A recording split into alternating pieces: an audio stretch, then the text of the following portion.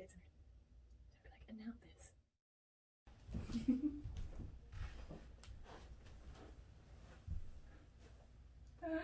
So great. It is. Hi, I'm Valerie, the Holistic Mystic. And hi, I'm Jessie, the Moonlight Mystic. We are The Artemystic. Artemystic.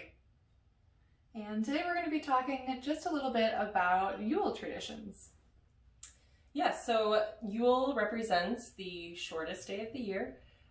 It's the winter solstice, and it also resembles that the days will now be getting longer. So we're going to discuss a few traditions that pagans created to represent Yule. Yeah. Yeah. So also we're kind of working with more Nordic and Germanic traditions. There are lots of different pagan traditions for this time of the year, but Yule is a little bit more associated with the traditions that we just mentioned. So one of our favorite things we would start with is the tree. Yeah.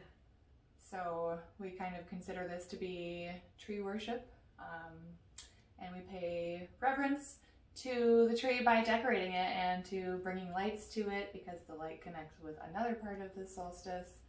But the tree and decorating it is a huge part of Yule, and it is one that you don't have to lose if you no longer celebrate Christmas, or if you celebrate Hanukkah or Kwanzaa and you want to be able to connect with the tree but not with Christianity. Yeah, It's a good way to absolutely. do so. They really originated with this by bringing greens into their space so that they could have it longer as winter began. So, you know, just being able to have fresh, clean, beautiful trees in your home is a great reminder that the light is getting longer, the days are getting longer, and we still have green life in our homes. Yeah, or at least a symbol of it. So I personally like to use an artificial tree, or I would use one that's potted or maybe outside. Living in Wisconsin, I don't currently decorate my tree outside, so I have an artificial one in the home right here. So it can be used symbolically as well. Absolutely. And my partner actually found a resource area in our town where he could get reclaimed brush, branches, things like that, and created garlands and different things for our home as well with reused, already recycled branches and brush. Yeah, that connects with kind of that idea of deck the halls with boughs of holly. These are definitely winter plants and evergreens that we're bringing in, some that actually bear fruit in the colder seasons of the year. And it's this beautiful way to kind of connect with life force. You know, often we look outside during winter and we see the symbol of death and coldness, and it's nice to remind ourselves that even that energy is still creative life force. So by bringing in these greens and berries and all of that good stuff, you get to connect with just abundant life force. And especially, I think in this time where money can be tight, it's a good little way to connect with money manifestation as well. Being a resourceful witch is always nice. And I love that the colors, typically green and red, very grounding, I feel, you know, very nurturing. And the aroma doesn't hurt either, so. Yes, yeah. I know. So then we have that concept of mistletoe, the kissing under the mistletoe. That's another pagan tradition. And so that's a fun one to do. Same way that it goes in our kind of modern society view. It is a symbol of love and abundance and prosperity. And you share that under mistletoe with someone, so that's fun. We keep ours up year-round in my house because we like the incentive so much. Any reason to kiss is a good one. I like that. Yeah. I love that, actually. Yeah. Yes. Nice. So yeah, we also love connecting with lights. So another thing that I think a lot of people don't get to partake in is like calling down the light. And regardless of your religious or spiritual views, just the scientific approach of the matter-of-factness to winter solstice is it being the shortest day of the year helps us to embrace calling the sun in every day that follows. So when we use the lights, it's almost this symbol of faith and encourages us to really work with the Sabbat and the energy that is telling us, one, connect with solar energy. Mm-hmm. But 2, it's showing us the soft side of solar energy.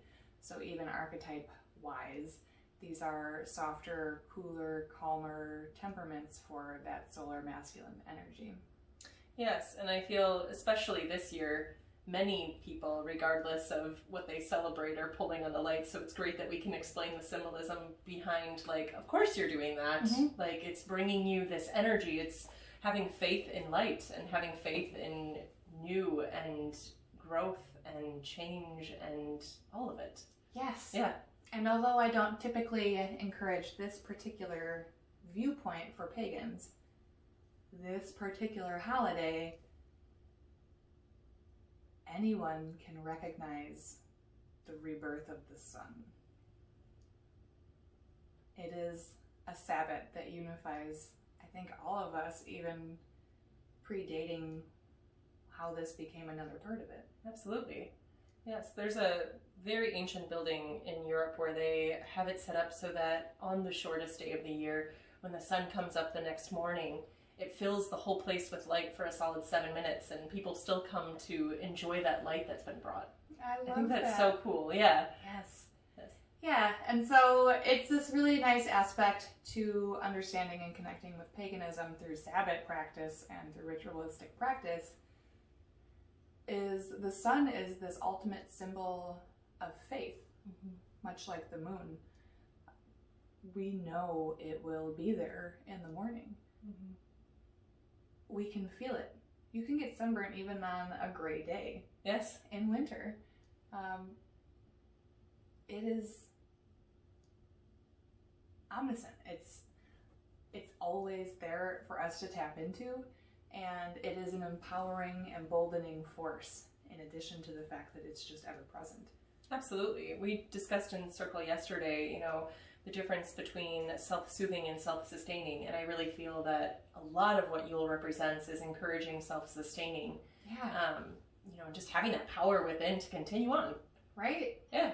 And, you know, this fun little side note as an herbalist is that you can use pine and cedar and different kinds of evergreen in a dietary manner where you're able to receive minerals and vitamins from it. And so what a beautiful sign that even in the depth of winter, the energy of the sun can literally give you life force. Even cinnamon, I mean, I feel like it creates this fire within. Like, it's like, yes, make some wassail or, you know, like moving into that. Yep. I just really feel like there's so many herbs and flavors and spices that can be incorporated. Yeah. Is it star anise or star anise? I believe it's anise. Okay, yeah. So star anise is another great one to put in mulled wine or wassail. Just brings that warmth, brings that energy. And I don't know if you want to share more about caroling. I loved what you said yesterday. Oh, yes. So just because this idea of community in this time of the year of warmth and like tapping into every possible way you can manifest that warmth, which is a thing that a lot of pagans are missing when they don't have community to support them in Sabbat. So we were talking about how traditionally this idea of wassailing is to have a good hearty alcoholic warm beverage and to go out in community and sing and be jovial and spread that joy to others, to spread that warmth and that love and that vibration of endurance. Absolutely. You know, because Yule is also like, we hear it called midwinter, but it's the very beginning of winter. And so where we really want to emphasize the joy of the Sabbat is also because the days that follow it will be a challenge. And so again, pulling on the energy of the Sabbat is to use every resource you possibly can to generate solar energy that will carry you through this time of the year up until, you know, really like Beltane, I would say. Yeah, absolutely. It's, you know, we're entering this time of introspection, and being prepared and having warmth is absolutely necessary. Yeah, so we like this holiday beverage. We add alcohol to it, but you don't have to. You could just make it with cider, maybe grape juice, depending on how you really want to do it. Although we like to use a good red wine, some brandy, some apple cider, different kinds of spices like cinnamon, clove, and nutmeg. We'll put some fruit in there sometimes and just heat it up in a big pot. Serving it to everyone also connects with this communal idea of sharing from one drink. Absolutely. And it shows the trust within that community. Absolutely. Like, you know, here we come a wassailing. It was the home that listened to the carolers' responsibility to provide that gift. Obviously, times are different now, but, you know, when we have those trusted communities, or we have family members, or even, you know, a network of friends that happens, it's showing the trust, and it's showing that thrifty witch exchange of holiday cheer. Yes. Yeah. Yes. Right on. So I guess that should bring us next to the concept of Santa Claus. And in case there are children watching, we'll be considerate. So Santa Claus overlaps with a similar character who is Odin. He is this, again, divine masculine energy that comes through us.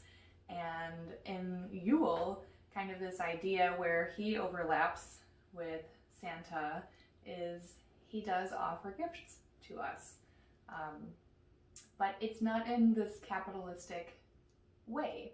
So we see Odin, he appears as this older man with a long white beard. He's often like poorly dressed, or, you know, he comes across as a wanderer. Yeah. But a part of his background is that he so wanted to tap into universal knowledge and share that with people that he sacrificed himself on the world tree Yggdrasil, and he hanged himself there for 9 days before finally getting the opportunity to receive this knowledge. And even though he made that level of sacrifice, he additionally had to offer an eye to receive the runes, which he then gave to humanity. So typically in the mythology behind Odin, it's his left eye. So something I like to do is I like to find Santa Claus figures, and I like to white out that left eye just to kind of really add to the symbolism of the sacrifice that it takes to receive deep, profound knowledge even about yourself. And so part of the Sabbat is also that we've been going through this kind of dark, shadowy time, finding truths about ourselves and working through that. And the gift is this foresight, hindsight that comes from the experience. I found it really interesting yesterday in Circle. We were discussing, you know, her story of how she likes to, you know, white out the eye or change the Santa Claus to more of the Odin, and for symbolism. And it was great to hear. I feel like almost every sister was like, you know, I was always drawn to like the really foresty Santa Claus. And it's like, of course we were, you know, like it's like embracing garlands, branches, decking the halls, you know, everything. I mean, yeah, the isolating journey. Yes, yes, it's that bewildered, like, you know, even here he has garlands, branches, he's like covered in snow, you know, it's very realistic and engaging for this time of year. Yeah, I love absolutely. that. I really love that.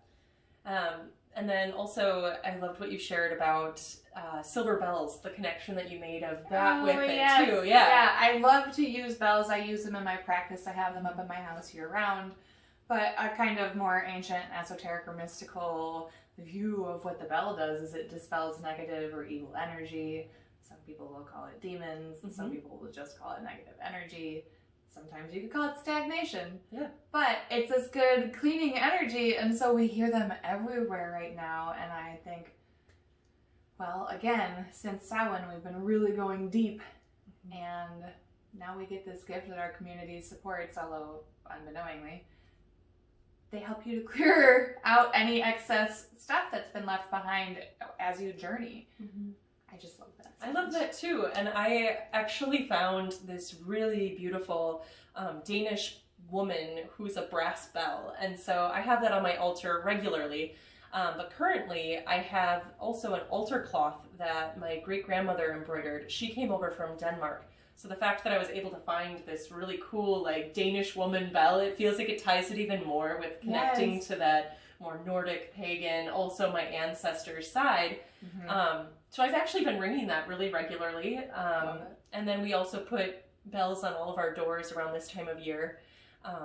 it just feels good. One, you know when someone's coming in, and two, you feel like it's a warm welcome and they're cleansed as they shut the door. Yes, so mote it be. Yes, absolutely. I love that. And I think one last thing that we didn't talk about yet is the star topper on a tree. Mm-hmm. So again, you don't have to put an angel on top of your tree if you don't believe in them. You could use your angel as like divine feminine archetype. We have an Odin hood on ours, actually. Yes. Yeah, like we just have like the Santa hat, Odin's hat on the tree. But we actually were researching really cool ways to even make star toppers, where you can use like cinnamon sticks or twigs and berries.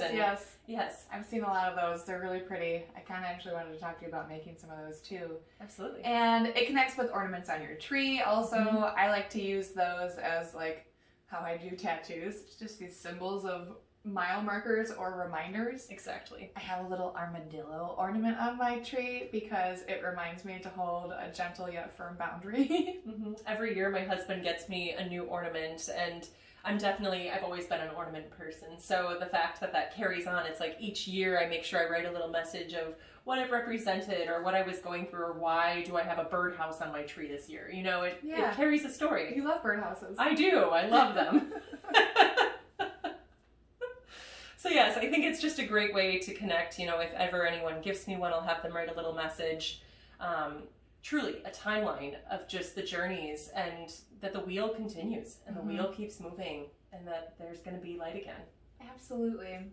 Yeah. So those are some of our favorite things to connect with for Yule.